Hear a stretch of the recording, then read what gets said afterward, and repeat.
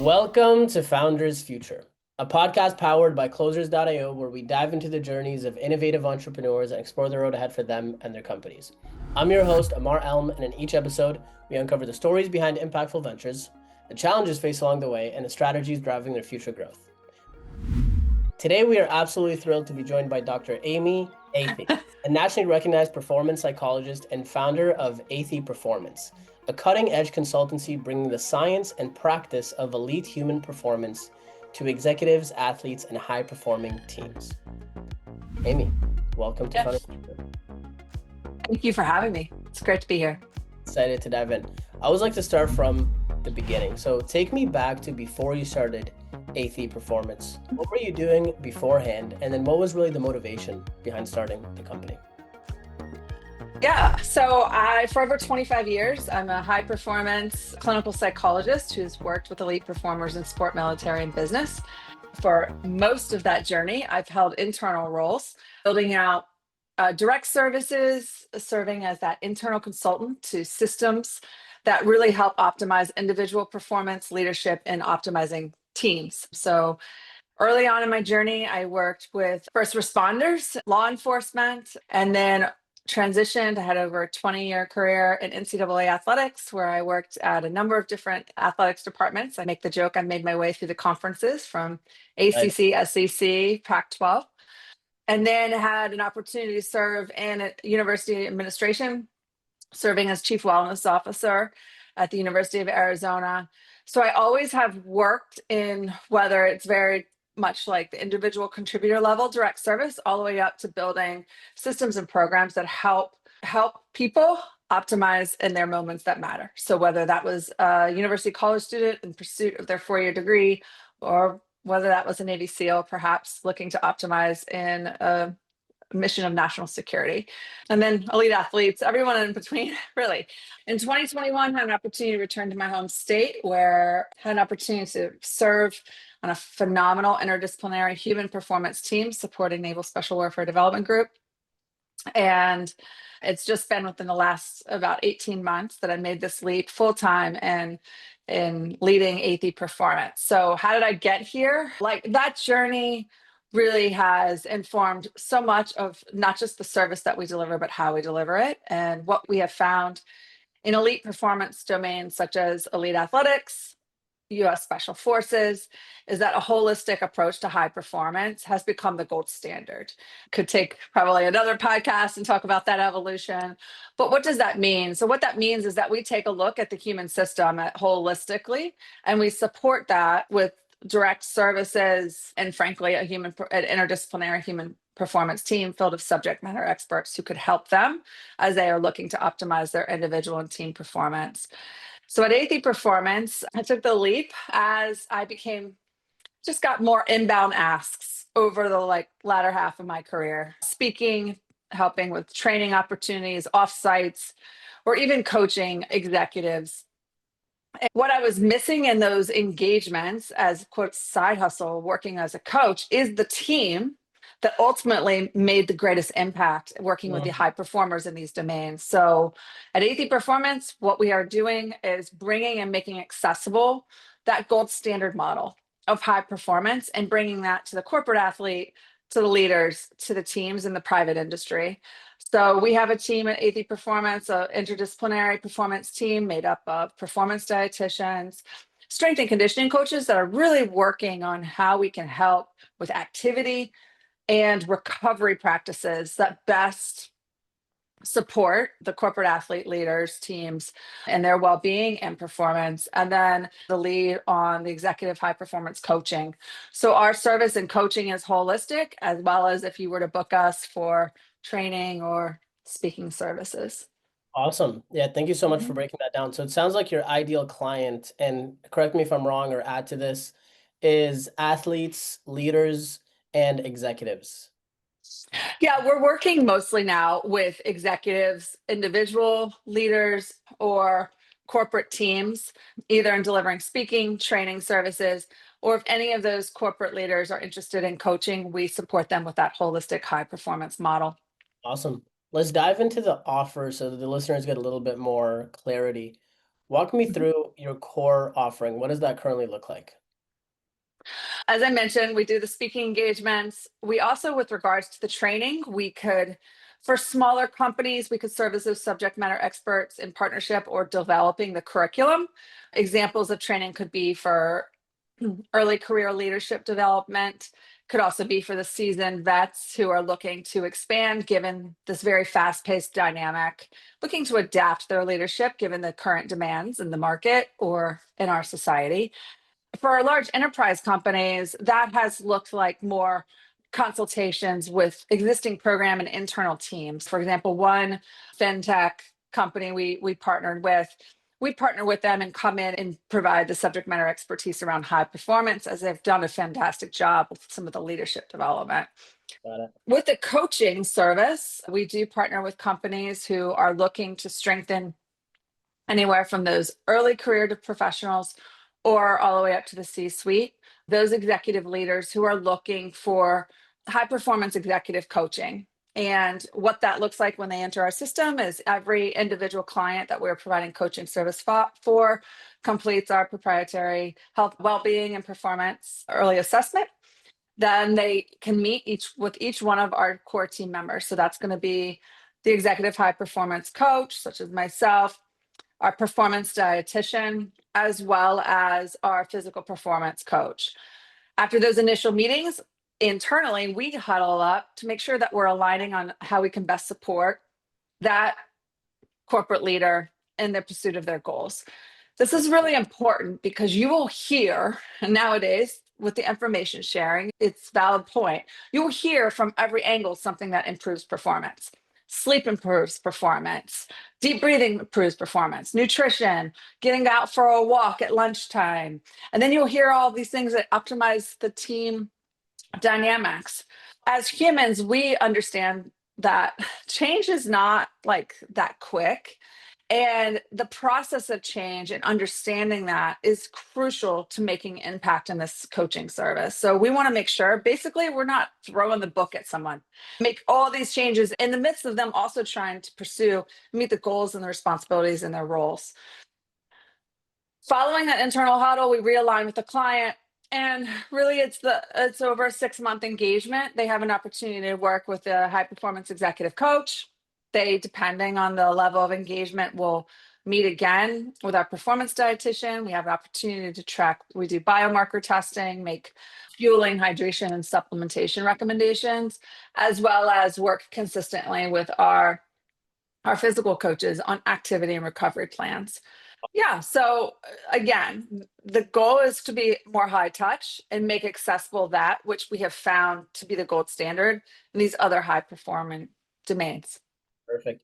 I'm super curious, of all of these various different offerings, which would you say is the main driver of revenue in the business?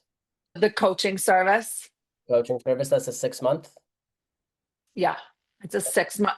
I should say this. That's the minimum contracts that we engage with, Yeah. mainly because it just takes time for change to happen. We just firmly believe in the minimum of that 6 month. I have another contract that's looking to extend. So it's Okay. usually 6 month minimum contracts. That's the main revenue driver. That makes perfect sense because you can create a lot of change during that period. Let's shift a little bit to the back end of the business. When it comes to lead generation and customer acquisition, what are you currently doing on those fronts to bring in more clients? I have tried a number of things, especially in the past 16 months, I would say. I'll just rattle off some of the things that come to mind, but certainly the most impactful right out of the gate has been working those warm leads through our network. And while many of us have expansive networks in elite athletics or even special forces space, branching out and getting out into having conversations with founders, going to leadership conferences, or expanding our network to those we know who have had significant roles in leadership. So, for example, like in fintech, getting out and meeting with people who have worked with the Fed Reserve, right? And just working their welcomed recommendations or referrals. Other things we've done besides the warm network, the cold lead generation, I've found mixed results with things like some of the flashy AI tools like that have been sold over LinkedIn, building your network over LinkedIn, Yeah. making introductions. I would say that I broke even on the investment that led to sales. Those sales were mostly the speaking or training services that we provide. The Some of it is more like the marketing, so the digital marketing. My lesson learned there is just because I can do it doesn't mean I should. So now I have moved and built out a team for social media who's helping me Got it. with that, And is that because just organic social media? Are they running ads? What does that look like? we just started, and we started out organically and it wasn't having the reach that we were wanting. And so we started running ads. My understanding, and again, I would defer to my team leaders who have a better understanding of all the algorithms. Our ads are really more of the awareness building. Got it. Obviously, I'm not selling coaching through an ad, but really more of highlighting our team's subject matter expertise, experience, and then some Got key it. takeaways that people might get. So we just started running ads there. What about running ads for somebody to book a call with you for coaching and having that be the funnel? So we are not currently engaging in that B2C approach. So everything we're running is more of a B2B Got it. strategy. Do that with B2B as well. We could. I'm looking at some webinar offerings, some more, a little bit more, I guess, if not giveaway, like very minimal entry in some webinar. We are toying with that idea. And then the second piece of that is just trying to get out in podcasts such as yourselves and just getting the word out that way. What was the other thing? Sorry, I Yeah, spaced on it. all good. Um, We'll come back to yeah, it. yeah, You're running the awareness ads, maybe potentially toying with some webinar ideas. You've got the LinkedIn as well, the network. yeah. When it comes to the sales process, what does that currently look like? Are you the one running the sales? Do you have a team there? Walk me through that. Yeah, so I'm running that, bootstrapping that really. That's just been me working, like I said, any initial lead, like I mentioned earlier, it was like some cold lead generation with mostly LinkedIn platform, warm lead generation through word of mouth. And so our step now is usually I like to get like to the third call of submitting that proposal. And Got if it. so, I have shrunk that considerably. Lesson learned early on. I was engaging in a lot of these, and they're valuable conversations, great meeting people, but in terms of conversion, it was just a lot of time suck, if you will. And someone challenged me and said, people, if they don't have the need, they don't have the time, or they don't have the money. And so that has stuck in the back of my head. And so from a sales perspective, really trying to better understand that. And a typical conversion though is taking for a B2B coaching contract, it'll take 10, 11 Okay. months. 10, 11 months. Mhm. Wow. Okay. Okay. So and again, I'm very early. I'm by no Yeah. means like at Okay. a huge growth stage yet. Very early. But yeah, 10 to 11 months for, I should preface that, for the coaching, so that B2B, or we're selling to a company, they're hiring us to coach some of their executives, 10 to 12 months. Now, the speaking training, that looks different. Yeah, Speaking, that makes perfect sense. speaking training services have looked considerably different, as short as 6 weeks. And Yeah. I might give the talk, but the coaching takes, that B2B contract takes a while, Yeah, because that we are very high touch. We don't have a canned program. yeah, if it sounds like everything is customized. I also Yeah, think the approach when it comes to how you're getting the leads and what their level of urgency is can dictate the length of a sales cycle. absolutely. Absolutely. Now, I recently spoke with leader of a VC, and they were talking about a potential partnership with regards to some of their diligence and really helping coach them up. Like, we know one of the number one reasons startups fail is founding team dysfunction, right?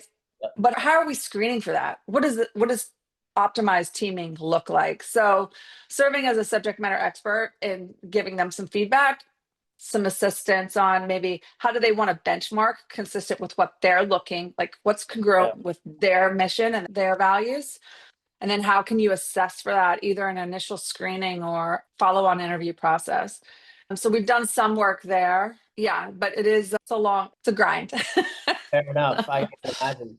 I guess if you were to think 12 months down the line, are there any specific targets that you're aiming towards, whether it's revenue, whether it's something else? Like, what's the goal?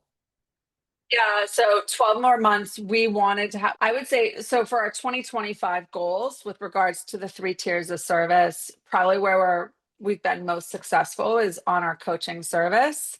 I am making more attempts of getting out there on the speaking circuit. That was pure organic. I'm contemplating writing a book. Like, I'm putting more efforts towards that. So we've made significant progress on this, on the coaching for 12 months out. I would like to see us at least tag on probably at least an 80%, 100% growth to that. I Okay. think that's very doable. And then be more deliberate with the engagement of speaking opportunities slash training consultation. We have so much content. There's really, when Yeah. you think of like low hanging fruit, that's like an easy turn. And yet I think the biz dev on the coaching takes so much more time. I can be more deliberate in And that, ends having up some quick shortening revenue runs. shortening the sales Yeah. cycle. That makes Yeah. sense. Yeah. Uh, I love it. What is the best way for people to reach out to you to work with you? Yeah. Thank you. Our company's web is Athey Performance, Athey, performance.com. You can email me, Amy at Athey Performance, and certainly I'm on all the social media channels. IG is at Dr. Amy Athey. And welcome connecting. If anybody has questions or follow up, welcome collaborating. Awesome. I love it. Yeah. Any final words before we wrap up? Yeah, I think the whole adage of like you learn the most from failure is probably overused for a reason. Like, you really do. And I think the first certainly 12 months of not just safety performance, but some other entrepreneurship ventures I've had, my biggest takeaway from the first 12 months is just because I can do it doesn't mean I should. And I've gained more traction in the last 6 months of truly building out team. Yeah, I can run an IG campaign, but there are people who do that full time who know that space. And it's going to be better use of my time slash resources to partner with those full time people. And it's just been in the last 6 months, like I'm starting to have some traction with that. So it's hard when you're bootstrapping it, right? Because resources are so thin, and I'll just go and do it.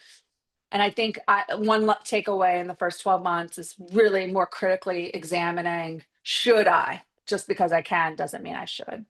I love that so much. Amy, thank you Yeah. so much for your time. Thank you. Anytime. So All that right. wraps up another inspiring episode of Founders Future. To our listeners, if you enjoyed this episode, make sure to go to atheyperformance.com. That's ATHEY performance.com to connect with Amy, connect with her team, and work together.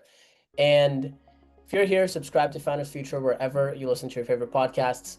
And if you are a business owner, specifically a coach, consultant, or an agency owner, and you're really looking to scale your business and you want to enhance your sales and marketing efforts, visit closersio to hop on a call with our team and discover how we went from $0 to $30 million in less than 3 years. Until then, keep on climbing.